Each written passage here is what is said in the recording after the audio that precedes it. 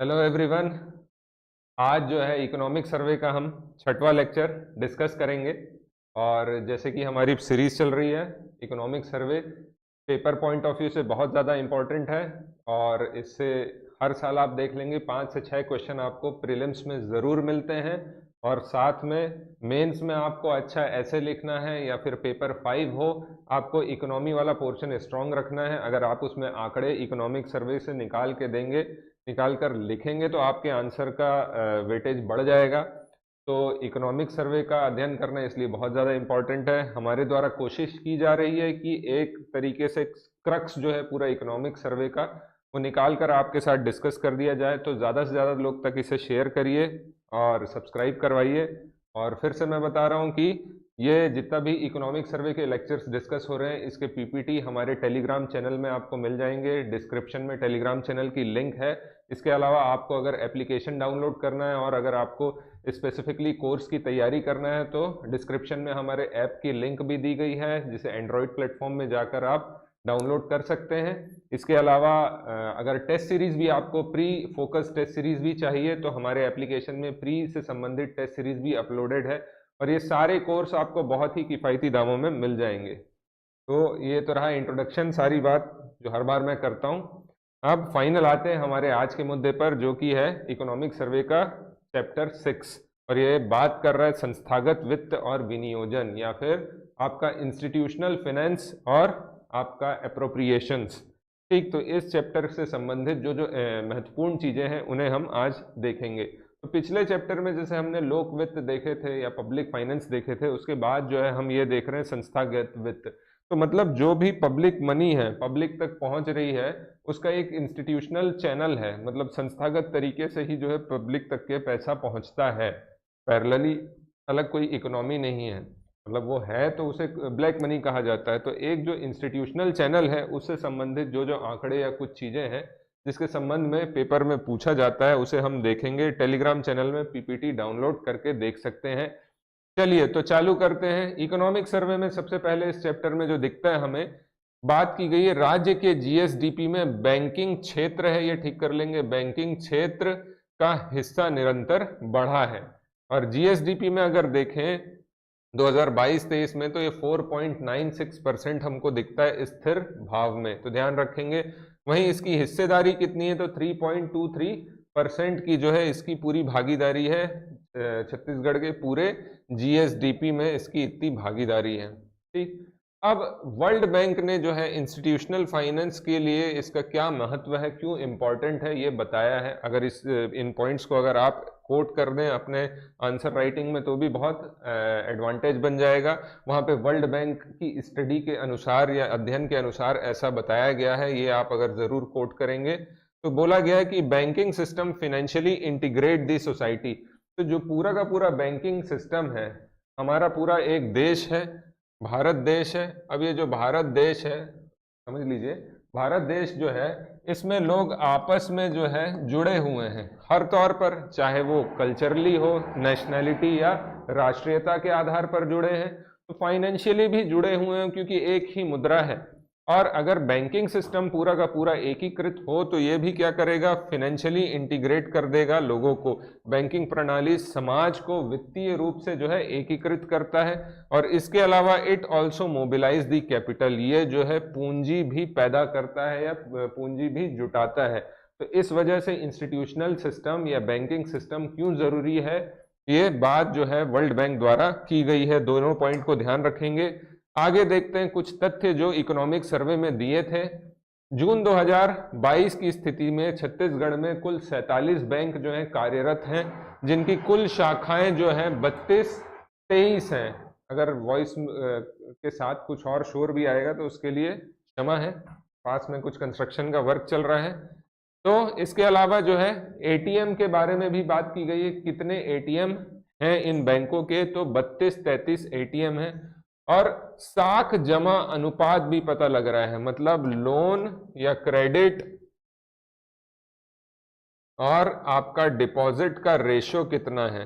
Credit deposit ratio अनुपात जो है 69.29% है, ऐसा बताया गया है इकोनॉमिक सर्वे में। तो ये कुछ आंकड़े आप ध्यान रख लेंगे।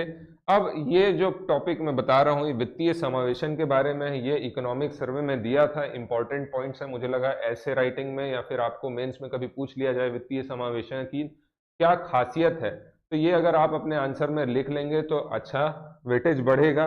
सबसे पहली बात, वित्तीय समावेशन क्या है, फाइनेंशियल इंक्लूजन क्या है। इंक्लूजन समावेशित करना, तो हमारे देश में जो है 2014 के पहले से भी हम अगर देखें तो जो वित्तीय समावेशन की सबसे बड़ी योजना चलाई गई थी वो थी जन धन योजना। आप सबको याद होगा प्रधानमंत्री जन धन योजना चलाई गई थी, जिसमें जो लोग बैंकिंग प्रणाली या बैंकिंग सिस्टम में मुख्य रूप से नहीं है उनको बैंकिंग सिस्टम में जोड़ने के लिए जो ये प्रणाली लाई गई थी, ये योजना लाई गई थी।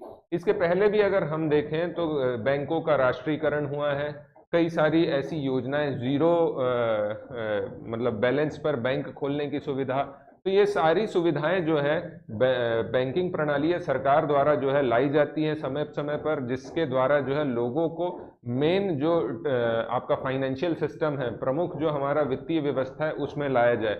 क्योंकि ग्रामीण क्षेत्र या जो पिछड़े तबके के लोग हैं वो मुख्य जो फाइनेंशियल सिस्टम है उसके भाग नहीं हो पाते, वित्तीय जो व्यवस्था है उसका भाग नहीं बन पाते, और वो या तो किसी साहूकार के चुंगल में फंस जाते हैं और वो एक भारी ब्याज में पैसा मिलता है और फिर वो एक उधारी का एक सर्कल चलते जाता है, उसमें फंस जाते हैं।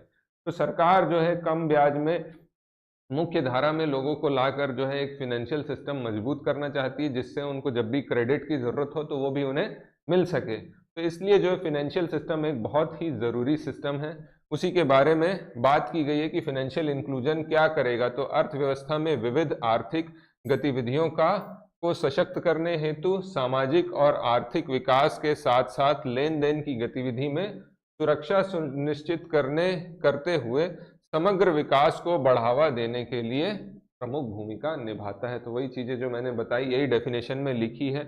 एक सेंटर फॉर फाइनेंशियल इंक्लूजन की रिपोर्ट आई थी, उसमें बताया गया फाइनेंशियल इंक्लूजन या फिर आपका वित्तीय समावेशन के क्या खासियत है। तो ये 5-6 पॉइंट बताए गए हैं। पहले तो बोला है कि वित्तीय सेवाएं जैसे ऋण, बचत, बीमा, भुगतान इत्यादि ये आसानी से आपको मिल जाती हैं। जितनी भी फाइनेंशियल सर्विसेज हैं वो आपको आसानी से मिल जाएंगी। क्वालिटी पूर्ण मतलब गुणवत्तापूर्ण, सुविधाजनक, सस्ती, उपयुक्त व ग्राहक सुरक्षा को सुनिश्चित करने वाली सेवाएं हैं। मतलब आपका जो कस्टमर सेंट्रिक अप्रोच के साथ ये सुविधाएं मिल जाती फाइनेंशियल इंक्लूजन से बैंकिंग सिस्टम में आने के बाद। फिर बोल रहा है ग्राहकों को वित्तीय प्रबंधन के बारे में सूचित करते हुए उनके वित्तीय क्षमता का विकास करना। तो भाई जो भी कस्टमर होंगे उनको फाइनेंशियल मैनेजमेंट के बारे में, वित्तीय प्रबंधन के बारे में भी समझाया जाता है, और साथ में उनकी जो वित्तीय क्षमता है, कैपेसिटी है, फाइनेंशियल कैपेसिटी, उसको भी कैसे डेवलप किया जाए इस पर भी ध्यान दिया जाता है। सभी के वित्तीय सेवाओं के उपयोग करने हेतु समान अवसर मिलते हैं। तो सभी को जो है ये को है, सभी को वित्तीय सेवाएं, मतलब किसी के साथ इसमें भेदभाव नहीं होगा, और स्पष्ट वित्तीय नियामक ढांचा बनेगा। एक जो है आपका क्लियर कट जो फाइनेंशियल स्ट्रक्चर है वो भी रेडी होगा फाइनेंशियल इंक्लूजन के कारण। तो अगर पूछ लिया जाए तो आप ये सब कोट कर सकते हैं और लिख सकते हैं बिल्कुल कि ऐसा इकोनॉमिक सर्वे में मेंशन है 2022-23 के। ठीक, आगे देखते हैं और क्या बात की गई है। इसमें जो है बहुत सारी स्कीम्स की बात की गई, जैसे हम पढ़ रहे हैं इंस्टीट्यूशनल फाइनेंस और एप्रोप्रिएशन, वित्तीय संस्थागत वित्त और आपका विनियोजन। तो उसमें पहली योजना जो दिख रही हमको क्या है, जन धन योजना। तो ये भाई बहुत बड़े स्केल में प्रधानमंत्री द्वारा लॉन्च की गई थी। ये क्वेश्चन कई बार पूछ चुका है पीएससी उस समय जब ये लॉन्च हुई थी उसके बाद, कि वित्तीय पीएम जनधन योजना की जारी करने की तिथि क्या थी। तो 28 अगस्त को जो है ये योजना चालू की गई थी। 2022 की स्थिति में इतने अकाउंट इसमें खोले जा चुके हैं, ये याद रखेंगे। अब इसमें जो योजना थी इसमें एक था यूनिवर्सल ऋण, एक योजना यूनिवर्सल ऋण, सार्वभौमिक ऋण, बीमा, पेंशन के लिए कम से कम एक सामान्य बैंकिंग खाता खोलना है। प्रत्येक परिवार के लिए एक बैंकिंग खाता होना जरूरी है, जिससे जो ये कुछ बेसिक सुविधाएं जो इस्तेमाल कर सके, और वित्तीय साक्षरता या फाइनेंशियल लिटरेसी को बढ़ाया जा सके। ये चीज के लिए ये लाया गया। लाभार्थियों को जो है 1 लाख तक का इसमें दुर्घटना बीमा कवर भी मिल रहा था। इसके अलावा 30,000 का जो है जीवन बीमा कवर भी मिल रहा था इस अकाउंट के खुलने से। साथ में उन्हें एक रुपए डेबिट कार्ड भी मिल रहा था। तो ये ध्यान रखेंगे पीएम जनधन योजना क्या है। इसके अलावा रुपे कार्ड जो है, जैसे कि आप जानते हैं कि सबके पास डेबिट कार्ड मिनिमम होगा ही, उसमें कहीं लिखा रहता है रुपे, कहीं लिखा है मास्टर कार्ड, कहीं रहता है वीज़ा। तो ये एक जो है ट्रांजैक्शन प्रणाली है, ये सपोर्ट करती है किसी भी बैंक के माध्यम से ट्रांजैक्शन करने के लिए। तो भारत का अपना जो स्वदेशी निर्मित एक सिस्टम है उसे कहा जाता है रुपे कार्ड। तो ध्यान रखेंगे NPCI, national payment corporation of India, ये भारत की एक कंपनी है, इसके द्वारा जो है रुपे कार्ड का विकास किया गया। तो ध्यान रखेंगे। और 5/1/2022 तक के जो है इतने करोड़ रुपे कार्ड इशू किए जा चुके हैं, ध्यान रखेंगे। 8 मई 2014 को भारत के राष्ट्रपति द्वारा राष्ट्र को इसे समर्पित किया गया था। अब ये क्या है, तो वही जो मैंने बताया, एक घरेलू डोमेस्टिक स्वतंत्र मल्टी पार्टी कार्ड है। मतलब किसी से भी किसी को आप जो है पेमेंट भुगतान प्रणाली है जो भारत में सभी भारतीय बैंकों या वित्तीय संस्थानों के बीच में जो है इलेक्ट्रॉनिक भुगतान की अनुमति देता है। तो समझ में आ गया क्या है रुपे कार्ड, ठीक। तो आगे देखते हैं। इसके बाद मुद्रा योजना, इसके ऊपर भी कई बार क्वेश्चन पूछ चुका है पीएससी। तो ध्यान रखेंगे मुद्रा योजना ये एक micro unit development refinance agency है। इसका कार्य है रीफाइनेंस करने का। जिस उद्देश्य से लाया गया था अभी तक इसका पूर्ण उद्देश्य नहीं लागू हुआ है, आधे उद्देश्य जो लागू हुए हैं उसके तहत जो है ये कुछ ऋण प्रोवाइड करेगा। लाया कब गया था? 8 अप्रैल 2015 को। ऋण किसे प्रोवाइड करेगा? तो कुछ छोटे उद्यमियों को, दुकानदारों को, जो स्मॉल और मार्जिनल एसएमई जो सेक्टर है, सॉरी एमएसएमई जो सेक्टर है उसके लिए स्पेसिफिकली इसको लाया गया था, माइक्रो स्मॉल मीडियम एंटरप्राइजेस के लिए। तो इनको जो है ये ऋण देगा। तो 3 तरह के इसमें ऋण मिलेंगे। सबसे पहले बात की गई थी शिशु ऋण की। तो शिशु ऋण नाम समझ में आ रहा है, छोटा होगा तो इसमें 50,000 तक का ऋण प्रोवाइड किया जाता था। किशोर इसमें 50,000 से 5 लाख तक का, और तरुण में ऋण प्रोवाइड किया जाता था 5 लाख से 10 लाख के बीच का। तो ध्यान रखेंगे मुद्रा योजना एक रीफाइनेंस एजेंसी है, लोन प्रोवाइड कर रही है किसे? तो एमएसएमई सेक्टर को स्पेसिफिकली। उसके बाद अगली योजना जो देखते हैं प्रधानमंत्री जीवन ज्योति योजना के बारे में लिखा है, जीवन ज्योति बीमा योजना।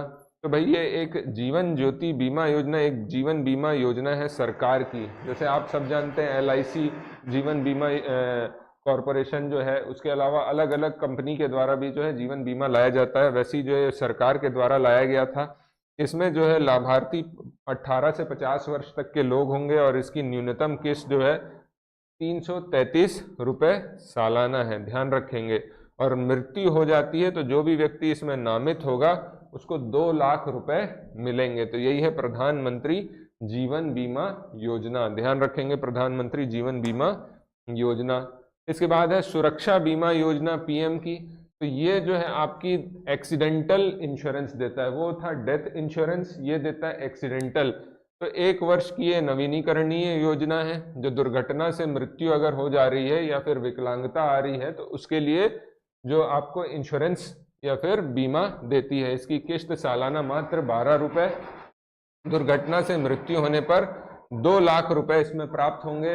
और अगर आपको पार्शियल या फुल्ली डिसेबिलिटी हो जाती है, पूर्ण या पूर्ण विकलांगता हो जाती है, उस स्थिति में इसमें 1 लाख रुपए मिलता है, ठीक। इसके बाद आती है सुकन्या समृद्धि योजना। इसे लॉन्च किया गया था 22 जनवरी 2015 को प्रधानमंत्री द्वारा। ये भी क्वेश्चन पूछ चुका है, ठीक। तो यह योजना बेटी बचाओ बेटी पढ़ाओ अभियान जो लाया गया था सरकार के द्वारा, केंद्र की, उसके द्वारा जो है ये योजना लाई गई। और इस योजना पर अगर आप निवेश करते हैं तो उसमें जो है 8.1% के दर से जो है ब्याज मिलता था, है ना। इंटरेस्ट जो है 8.1% का था। इस योजना में प्रस्तावित ब्याज दर जो है परिवर्तित किया जा सकती है सरकार के द्वारा, और प्रत्येक वर्ष जो है संयोजित की जाएगी। ये तो ध्यान रखेंगे सुकन्या समृद्धि योजना बेटी के नाम से जो है, पुत्री के नाम से आप अगर इसमें इन्वेस्ट करते हैं तो कुछ सालों बाद जो है इस दर से या फिर जो भी परिवर्तन होगा उस दर से जो है आपको बेटी के बड़े होने पर, जब वो उस आयु पर हो जाए, तब उसके नाम से जो आपने इन्वेस्ट किया है उस पर आपको पैसा रिटर्न मिलेगा। ये सुकन्या समृद्धि योजना लाई गई थी। आगे देखते हैं अटल पेंशन योजना। तो भाई ये पेंशन योजना है ना, और पेंशन योजना किसके लिए है? तो बीपीएल परिवारों के लिए, बिलो पॉवर्टी लाइन। तो बिलो पॉवर्टी लाइन के लिए जो एक सामाजिक सुरक्षा योजना है, सोशल सिक्योरिटी स्कीम है। तो भाई मान लीजिए जब तक कोई व्यक्ति, उसका शरीर चल रहा है, साथ दे रहा है, तो जब तक शरीर चल रहा है तब तक के वो कार्य करेगा। शरीर साथ नहीं देगा तो उसे पेंशन की जरूरत पड़ेगी, तो उसके लिए ये सरकार द्वारा लाई गई है। इसमें जो है प्रतिमाह कम अंशदान पर जो है बाद में पेंशन के लाभ मिल सकते हैं। तो इसमें 1000 से 5000 रुपए तक कोई व्यक्ति व्यय करता है और बाकी का पोर्शन जो है सरकार द्वारा उसमें जोड़ा जाएगा और उसे जमा किया जाएगा, और जब व्यक्ति एक पर्टिकुलर आयु पहुंच जाएगा तो उसे इस पर पेंशन मिलना चालू हो जाएगी। तो ध्यान रखेंगे इसे। तो यहाँ तक के कुछ योजनाओं के बारे में दिया है। हम पढ़ रहे हैं विनियोजन के बारे में। तो बैंकों के माध्यम से सरकार क्या क्या इंस्टीट्यूशनल फाइनेंस प्रोडक्ट्स भी दे रही है, वो भी हमने देख लिया। इसके बाद जो है नाबार्ड जो है दिया है इकोनॉमिक सर्वे में। आप सबको पता है नाबार्ड क्या है? National agriculture and research, national agriculture bank for research and development. तो ये जो बैंक है इसका कार्य है आपके कृषि क्षेत्र में जो भी विकास होना है, ग्रामीण रूरल क्षेत्र में जो भी विकास होना है उससे संबंधित कार्य करता है। तो इनका अलग अलग जो फंड है जो सरकार के सहायता से हमारे छत्तीसगढ़ में इन्वेस्ट किया गया है और जिससे विकासात्मक कार्य किए गए हैं, उसके बारे में कुछ लिस्ट दी गई है इकोनॉमिक सर्वे में। उन्हीं के बारे में हम डिस्कस करेंगे। तो सबसे पहले देखते हैं, इसमें दिया गया है RIDF। ये क्या है? Rural infrastructure development fund. तो ये RIDF होता क्या है? RIDF बेसिकली अगर देखा जाए तो हर बैंकों को जो है प्रायोरिटी सेक्टर में लेंडिंग करनी रहती है। कुछ बैंक अगर प्रायोरिटी सेक्टर, जैसे कृषि प्रायोरिटी सेक्टर हो गया, शिक्षा हो गया, अलग अलग क्षेत्र प्रायोरिटी सेक्टर में डिफाइन रहते हैं बैंकों में, तो उसमें उनको एक पर्टिकुलर कोटा में जो है उन्हें लोन देना पड़ता है। अगर वो लोन नहीं दे पाते हैं उतना, तो जो शेष भाग रहता है वो फंड आता है किसमें? RIDF में। तो याद रखेंगे RIDF फंड जो है ये किसके द्वारा मैनेज किया जाता है? नाबार्ड के द्वारा। और ये प्रायोरिटी सेक्टर का जो शेष भाग बचा रहता है जिसे लोन में नहीं दिया गया बैंक के द्वारा, वो इसमें जमा होता है, ग्रामीण मूलभूत सुविधा विकास निधि। तो इसके द्वारा जो है नाबार्ड ग्रामीण क्षेत्र में अपने माध्यम से विकासात्मक कार्य करता है। तो 2022-23 में ध्यान रखेंगे RIDF में डिस्ट्रीब्यूशन या वितरण कितना हुआ है? तो 409.56 करोड़ का हुआ है। इसके अलावा जो है नाबार्ड कुछ रीफाइनेंस हेल्प देता है, पुनर्वित्त सहायता भी प्रदान करता है। मतलब वित्तीय संस्था को ये फंड कर रहा है तो इसको पुनर्वित्तीय सहायता। तो 2022-23 के लिए अनुसूचित वाणिज्यिक बैंक, सहकारी बैंक और RRB को इनने सहायता दिया, रीजनल रूरल बैंक को जो है सहायता दिया है।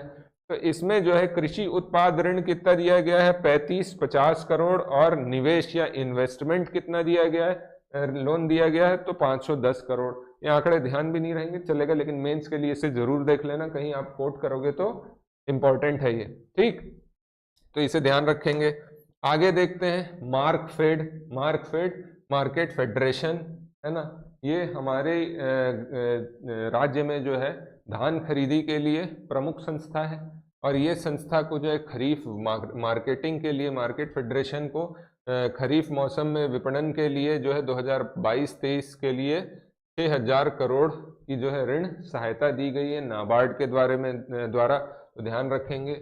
इसके अलावा उद्योग मंत्रालय और नाबार्ड की सहायता से जो है तिल्दा रायपुर में MS Indus mega food park स्थापना किया गया है इसका। तो ध्यान रखेंगे रायपुर के तिल्दा में मेसर्स है, ये messrs Indus mega food park की स्थापना हुई है, ठीक। इसके अलावा एक कार्यक्रम के बारे में जानकारी मिलती है, ई शक्ति कार्यक्रम। इसमें तो हमारे इकोनॉमिक सर्वे में ई शक्ति, अब ये ई शक्ति कार्यक्रम क्या है? नाबार्ड के ही द्वारा लाया गया था। सारे नाबार्ड के प्रोग्राम एक साथ बता दे रहा हूँ। तो नाबार्ड के द्वारा लाया गया था 15 मार्च 2015 को, और इस कार्यक्रम के द्वारा जो है स्व सहायता समूहों को डिजिटाइज किया गया। तो हमारे प्रदेश के कुछ 8 जिलों में ये लागू की गई, और उससे जो है अभी तक के 43,876 स्व सहायता समूहों को जो है डिजिटाइज किया गया, उनका डिजिटलीकरण किया गया है। तो इसे ध्यान रखेंगे, ई शक्ति कार्यक्रम क्या है। आगे देखते हैं। अब सहकारिता के बारे में अलग से दिया गया है। सहकारिता या कोऑपरेटिव क्या होती है आपको पता है। तो सहकारिता से संबंधित जो चीजें इसमें खास तौर पर एग्जाम पॉइंट ऑफ व्यू से जरूरी है, हम सीधे उसी को डिस्कस कर रहे हैं। तो इसमें जो है कुछ आपके शक्कर कारखानों की जानकारी मिलती है। तो पहला शक्कर कारखाना हम देखते हैं कौन सा है, भोरम देव शक्कर कारखाना रामेपुर कवर्धा में है, 2002-03 में स्थापना की गई है ना। और उसके बाद हम देखते हैं क्या है, तो मां महामाया शक्कर कारखाना, ये ग्राम केरता सूरजपुर में है, 2009-10 में इसकी स्थापना हुई है। वहीं दंतेश्वरी मैया शक्कर कारखाना ग्राम करका भाटा बालोद में है, 2009-10 सेम ईयर में हुई है। और सबसे लेटेस्ट जो है ये भी कवर्धा में ही बना है, सरदार वल्लभ भाई पटेल पंडरिया कवर्धा में 2016-17 में। तो 4 जो है ये सहकारी शक्कर कारखाने हैं इसके, तो छत्तीसगढ़ के। इनके बारे में कई बार क्वेश्चन पूछे जा चुके हैं, ठीक। तो ध्यान रखेंगे वर्ष के साथ और कौन सी जगह पर स्थित है, ठीक। आगे जो हमने देखा था Indus best mega food park के बारे में। तो इसकी स्थापना कहाँ हुई है, तो बेमता सरोरा जिला रायपुर में, है ना, पीछे पढ़े थे जिसके बारे में। इसका उद्घाटन 3 जून 2021 में हुआ है, ठीक। उद्घाटन केंद्रीय कृषि मंत्री नरेंद्र सिंह तोमर द्वारा की गई है। तो मेगा फूड पार्क मतलब एक ऐसा पार्क होगा जहां पर जो है आपका जो भी खाद्य उत्पाद है उनकी सप्लाई भी हो, आसानी से सप्लाई होने के बाद यहाँ पर उसका प्रोसेसिंग भी हो जाए, और यहाँ पर जो है इसका विपणन का भी कार्य रेडी होकर ये विपणन के लिए, मार्केटिंग के लिए भी किया जा सके। तो किसानों, प्रसंस्करणकर्ताओं और खुदरा विक्रेताओं को एक साथ लाकर कृषि उत्पादन को बाजार से जोड़ने के लिए, वही चीज मैंने बताया कि सारा जो भी सोर्स है उसको आप एक सप्लाई चेन के तहत वहीं पर उसको प्रोसेस भी करना है और बाजार तक पहुंचाना भी है। एक तंत्र, एक सिस्टम प्रदान करना ताकि मूल्यवर्धन को अधिक, अपव्यय को कम तथा किसानों की आय को ज्यादा करके रोजगार के नए अवसर उत्पन्न किए जा सके। तो यही है आपका मेगा फूड पार्क का उद्देश्य। ये आप डेफिनेशन याद कर लेना। अगर मेगा फूड पार्क के बारे में पूछ भी लिया जाए तो ये डेफिनेशन लिख सकते हो, कब कब स्थापना हुई ये सब लिख सकते हैं। आगे देखें, और ये कुछ इकोनॉमिक सर्वे में डेटा दिया गया था।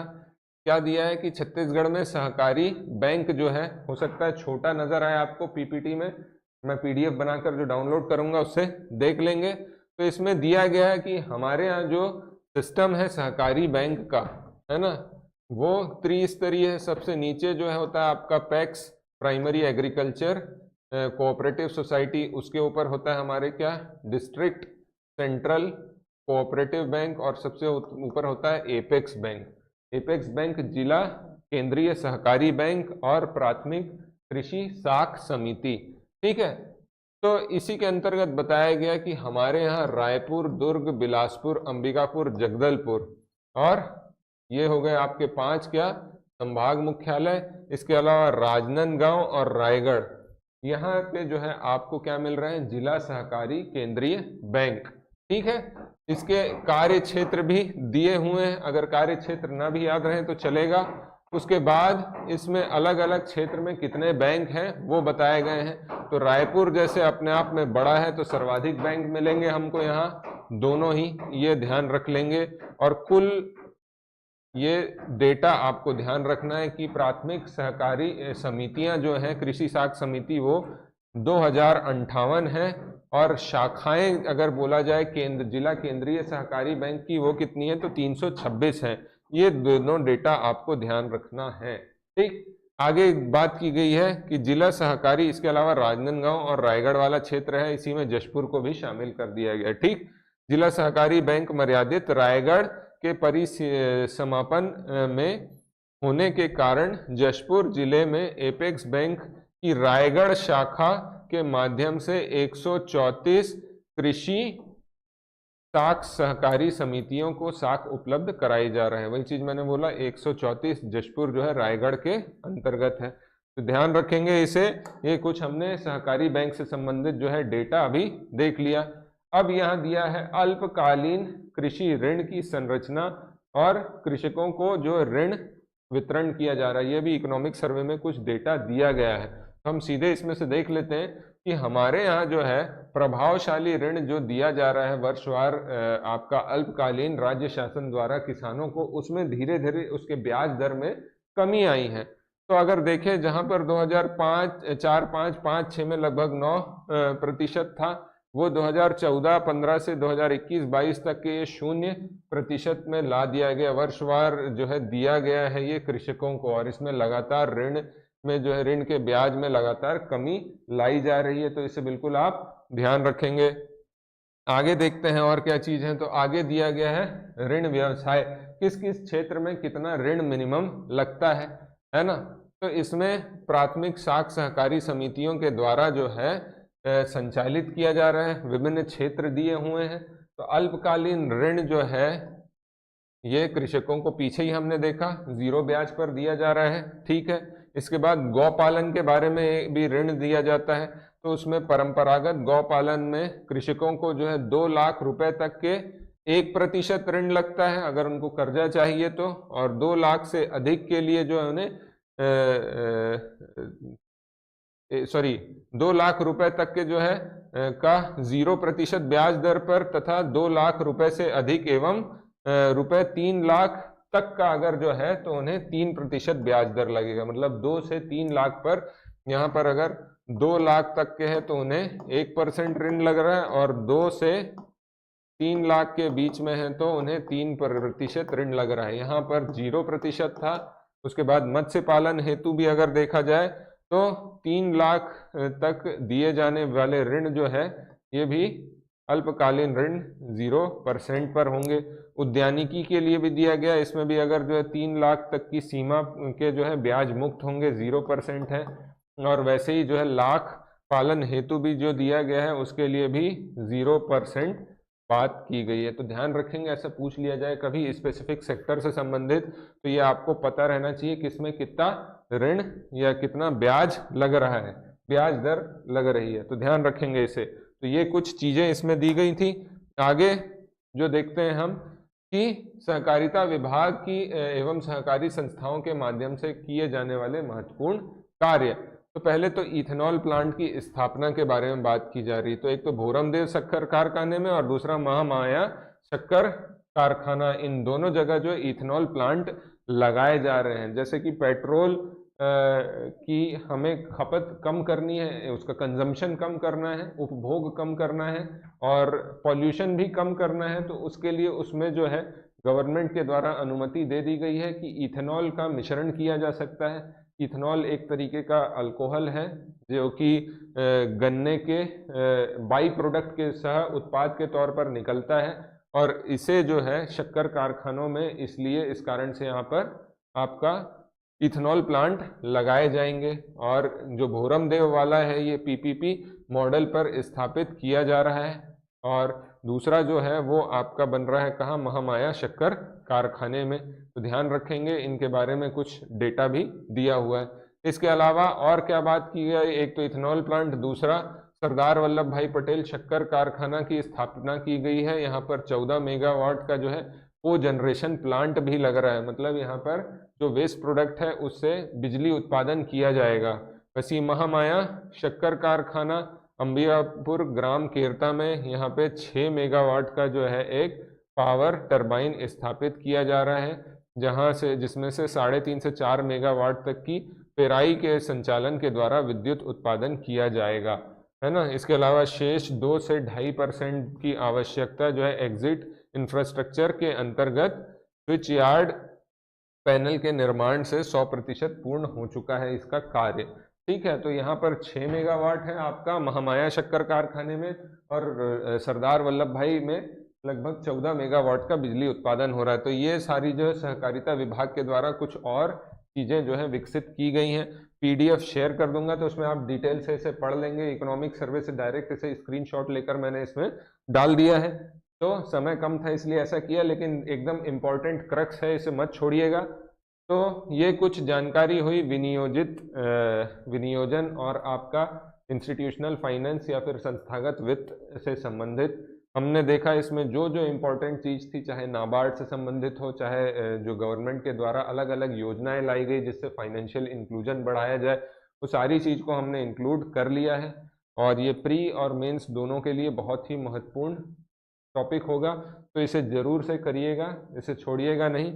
कल अगला लेक्चर इसके बाद कृषि से संबंधित है जो डलेगा, तो उसे ज़रूर देखें। और इसका PPT शेयर कर दिया जाएगा, टेलीग्राम चैनल में जाके डाउनलोड करें और अपनी तैयारी बहुत मजबूत करें, अच्छी करें। ज़्यादा समय बचा नहीं है, चीज़ें बार बार रिवाइज करिए। और छत्तीसगढ़ का पोर्शन स्पेसिफिकली बहुत अच्छे से करके जाइए, क्योंकि ये पोर्शन का लगभग 50% वेटेज हो जाता है। तो तैयारी करिए और मिलते हैं अगले लेक्चर में। तब तक all the very best. Thank you very much.